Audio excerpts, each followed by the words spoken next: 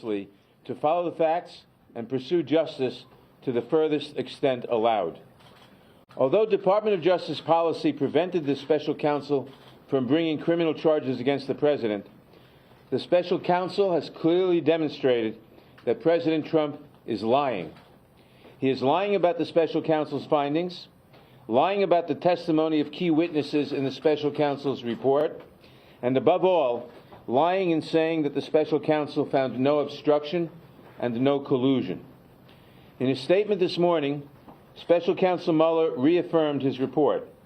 It found substantial evidence that Russia attacked our political system, that the Trump campaign benefited from Russian interference, that Trump and those around him repeatedly welcomed Russia's support, and that throughout the subsequent investigation, Trump sought to obstruct Mueller time and time again. Special Counsel Mueller today repeated three central points, which are critical for the American people. One, the special counsel did not exonerate the President of the United States of obstruction of justice. Two, obstruction of justice, of which Special Counsel Mueller found substantial evidence, is a serious crime that strikes at the core of our justice system. Three, the Constitution points to Congress to take action to hold the President accountable for his misconduct. Unfortunately, Special Counsel Mueller was unable to pursue criminal charges against the President because Department of Justice policy prevents a sitting president from being prosecuted. That policy, in my opinion, is wrong, but it prevented the Special Counsel from pursuing justice to the fullest extent possible. Therefore, as Mueller again highlighted this morning, it falls to Congress to respond to the crimes, lies, and other wrongdoing of President Trump. We will do so. Make no mistake, no one, not even the President of the United States, is above the law. Congressman, will you move then forward with impeachment proceedings? And given what Mueller has said, meaning that he feels as though the report says all that he needs to say, will you then subpoena him to testify in front of Congress? With respect to impeachment question, at this point, all options are on the table, and nothing should be ruled out. What Special Counsel Mueller said loud and clear today for the American people is that President Trump is lying when he says no collusion, no obstruction, and that he was exonerated. If Mueller wanted to exonerate the President from having committed the crime, he would have said so. Instead, and he says he would have said so. Instead, the Special Counsel makes clear that obstruction of justice, which he found substantial evidence of, is a serious crime that strikes at the core of our justice system, and that the Constitution points to Congress to take action to hold the President accountable. That's exactly what we will do. The President's response to repeatedly lie to the American people and ignore all congressional subpoenas is immoral and unlawful. No one is above the law, and we will hold the President accountable.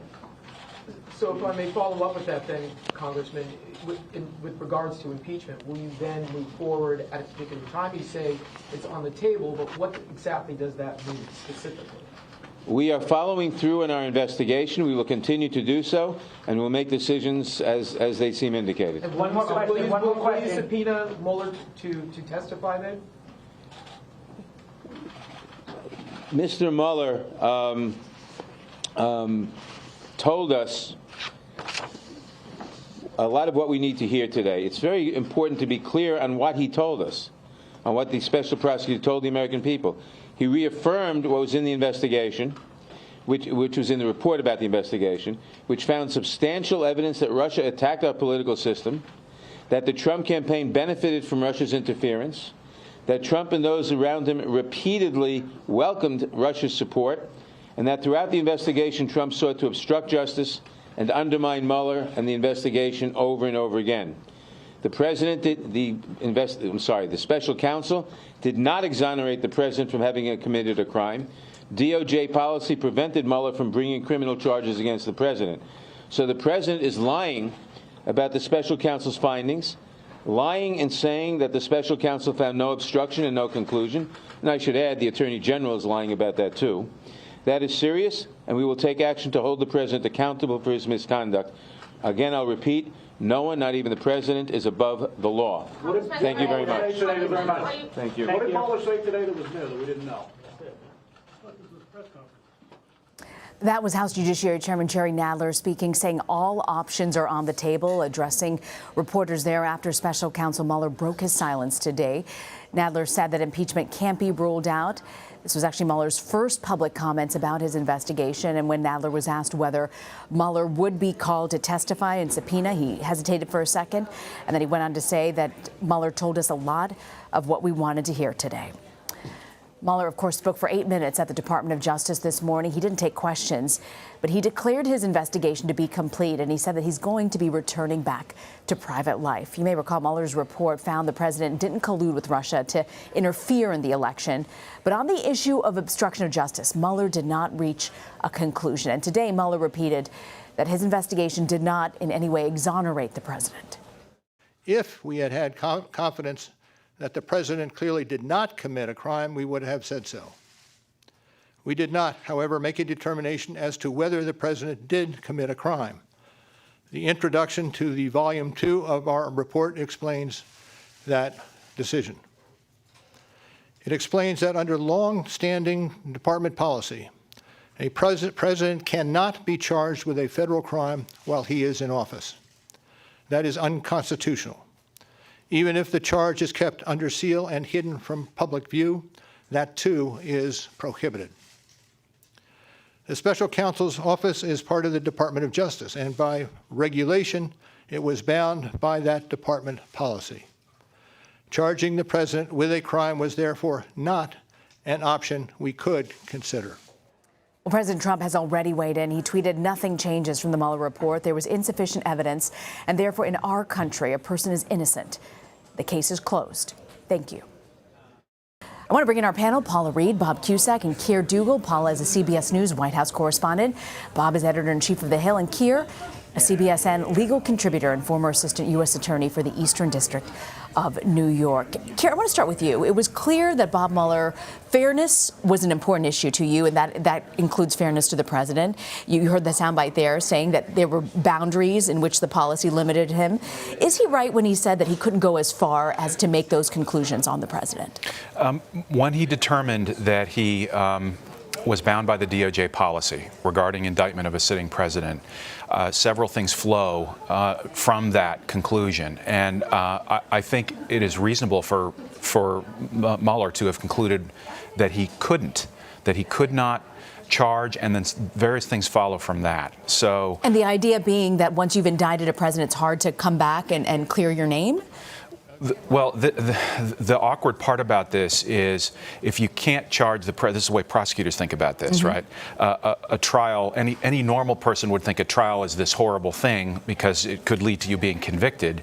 The way Mueller looked at it is it's also an opportunity, would be an opportunity for the president to clear his name. And so because he couldn't charge the president and there would not be an opportunity at a trial to clear his name, it was unfair. That's where he found the unfairness. But he made some other important points, which is that the policy allowed him to do an investigation, and that was proper. And he also, in the 8-minute press conference, he said because the criminal justice system isn't available under this policy, other processes, and he's referring to Congress, are where presidential wrongdoing should be considered. Paula, I want to play for you part of what Robert Mueller said when he was sort of outlining his guidance that he followed during the investigation.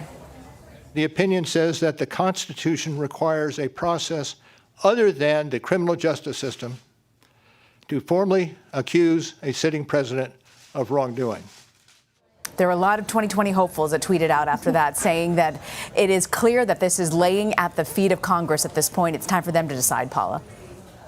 Exactly, because what he said is even if you cannot indict a sitting president, you can investigate a sitting president. And the reason you can do that is because it's so important, he said, to preserve evidence and documents, not only to pursue potential co-conspirators, but also to follow that other process. And while he doesn't use the I word, that process for a sitting president would be impeachment. Now, the one thing he did not address in terms of next steps up with the president or Congress are all these other investigations that he has referred to U.S. attorneys' offices across the country, whether those could potentially come into play for the president if he is not reelected and once he leaves office. And we know that Senator Kamala Harris, she tweeted this out. What Robert Mueller basically did was return an impeachment referral.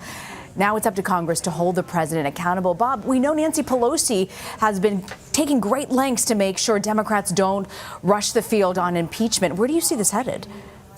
Rena, I think the big question now is what House Democrats do, specifically Nancy Pelosi, as well as Jerry Nadler, the chairman of the Judiciary Committee. Is he going to subpoena Mueller? I think the chances are likely that they're going to make the argument he does need to answer questions. However, that testimony could be quite dull because he could say, well, listen, that's in the report. I'm not going to go beyond the report, as he said today. So he kind of telegraphed his next move if he is forced to testify.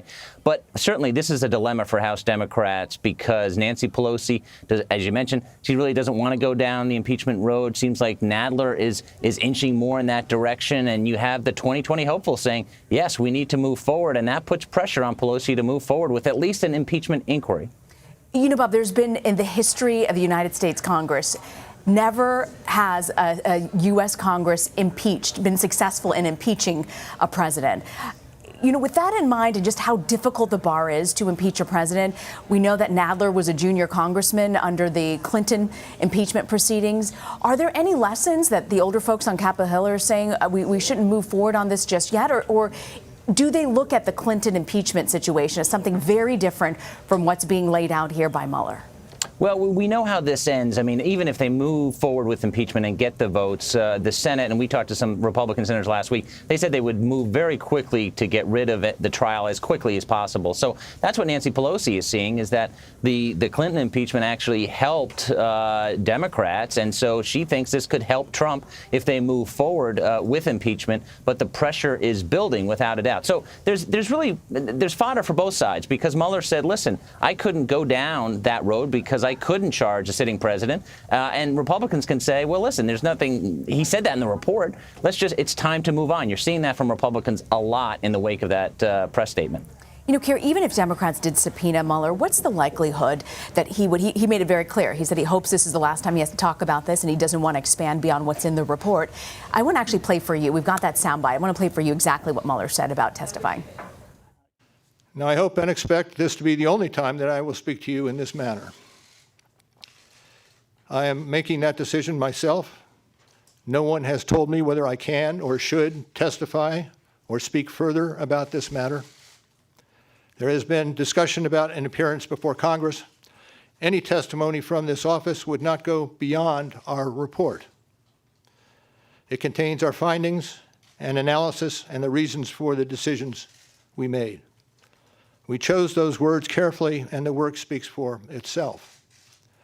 And the report is my testimony. I would not provide information beyond that which is already public in any appearance before Congress. You know, Kira, impeachment is the constitutional way, the process for looking into any sort of crimes against an executive in the executive branch. If Mueller's asked to testify, how does he limit his scope to just that report? Well, let's step back for 1 second, because the Congress does have sort of interim steps and other remedies that it can consider. One of them is censure. The President Andrew Jackson was censured, and he was very annoyed and very upset by that. President Polk was as well. This is, 150 years ago or so. But so when we talk about the other process, it shouldn't, in our discussions here, automatically and only be relating to impeachment, because there are other. So are you saying there are other avenues that you think that the Democrats should consider at this point that might be more effective? I think Nancy Pelosi has already said one of them, which is, investigate. I think it's true right now what Bob said, that if this question was put before the Senate, I don't doubt that he's right, that there wouldn't be a conviction, that the Republican Party wouldn't convict President Trump at this point. But an investigation would be designed to educate the public and lead opinion and perhaps change some minds if important facts came out. And so that would, I guess, lead us to perhaps Mr. Mueller's testimony. I know he said he hoped that he wouldn't have to talk again. I think that maybe is like a Christmas present he might hope to get, but I'm not sure that one's coming. We just are hearing now from Nancy Pelosi, Speaker of the House. She's released a statement. I want to read to you, actually, the second to last paragraph here. It says that Congress will continue to investigate and legislate to protect our elections and secure our democracy. The American people must have the truth. We call upon the Senate to pass H.R. 1, the For the People Act, to protect our election system. Paula, we know, as I mentioned, Nancy Pelosi has gone to great lengths not to have Democrats push this forward. What are you hearing from the White House about this? Well, the White House would certainly prefer that this be the last we hear from special counsel Robert Mueller. And for weeks now, the president has run around saying Mueller found absolutely no evidence. It was total exoneration. But even after this brief statement where Mueller was sort of fleshing out some of the nuance of his findings, the president has changed his tune. Now he acknowledges it was just insufficient evidence. But if Mueller was to testify with arguably would be an enormous audience and delve once again, even if he stayed within the contours of his report, once again dove back into that evidence, those 10 or so instances of possible obstruction of justice, and really laid out for the American people all the things that he uncovered, even on the question of collusion. Even though he found no evidence that anyone worked with Russia, what he said is the campaign knew it was benefiting from some of the actions being taken by certain Russians, but it didn't take any criminal steps. The White House doesn't want to rehash that. They do not want to get into the nuance or the weeds of this issue. What they would like is to pivot to their investigation into the origins of this probe. When you look at this, Bob, big picture with 2020 in our rearview mirror here, what's the big concern, particularly for these Democratic hopefuls? You look at polling, 74% of Americans, according to a CBS News poll, believe that Mueller should testify. But what's the downside of going into further investigation after this report has been released? Well, the Democrats have to look back at successful elections. In 2018, they didn't talk about impeachment, and they won the House fairly convincingly. Senate Republicans expanded their majority, but they had a friendly map. So it's really talking about the agenda that I think is going to help Democrats. At the same time, Congress has a responsibility in oversight and investigations, and they can't just say, well, you're stonewalling us. OK, the White House, we're just going to let you get away with that. But if they move forward with impeachment, really, you can't do anything on the agenda. You can't do anything on health care, trade. We've seen the president basically say that. So I think they're going to continue their investigations and likely not go the impeachment route. But there's a long way to go. But the next step is they have to decide whether they're going to go after Mueller. And I think there's dangers to that, because even though a lot of people think Mueller should testify, Mueller is a respected person. And that could also backfire if they're too aggressive with Mueller during the hearing. Paul, critics will look at what Mueller said today and ask, if the president couldn't be charged, then why are we even investigating him? How do you think Mueller would address that? Well, he would say, look, even though I can't charge someone, the process of investigating a sitting president is important because you need to preserve evidence. A president could be in office for up to 8 years, and it's important to get a record of what happened, not only to pursue other people who could have been involved, but also potentially to pursue a president through the traditional channels. Mueller's statement today ended with this poignant line. I want to play that bite for you. And I will close by reiterating the central allegation of our indictments, that there were multiple, systematic efforts to interfere in our election. And that allegation deserves the attention of every American. Kerry, he drops it right down there about the election interference, circling how important that is, especially as we go into 2020. What do you make of that? So, stepping back, 2 years of silence condensed down to 8 minutes of what I think Bob Mueller wanted us to understand as the key takeaways. And he started with this systematic, serious interference with our election process by the Russians, and he bookended that press conference with exactly the same message. The president's, the administration's press release of just a few moments ago referred to a Russian hoax. And it's unclear whether they're talking about the investigation or whether they're still disputing that there was an attack on our election process here in the United States as well. And so, I think the larger, even though it's incredibly important to understand for some of us whether or not President Trump committed wrongdoing, the larger issue, the much larger issue for us going forward, even beyond the Trump presidency, is going to be: have we protected? Can we protect? Are we doing what we need to do to protect our national sovereignty and our electoral process?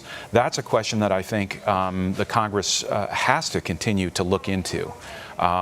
So I think Mueller, by putting flesh and an institutional voice on his conclusions in the way that he did, and concentrating it down to 8 minutes, is a way to tell us and remind us what's really important here. Keir Tugel, Paula Reed, and Bob Cusack, thank you all for joining us. I appreciate your time. And a quick programming note: Attorney General William Barr will sit down with CBS News Chief Legal Correspondent Jan Crawford. This will be his first network TV interview, and you can watch it this Friday, May 31st, on CBS This Morning. Well, ahead on CBSN, a tornado outbreak leaves a trail of destruction across the central U.S. We'll check in with our team on the ground and look at where the system is headed next. You're streaming CBSN.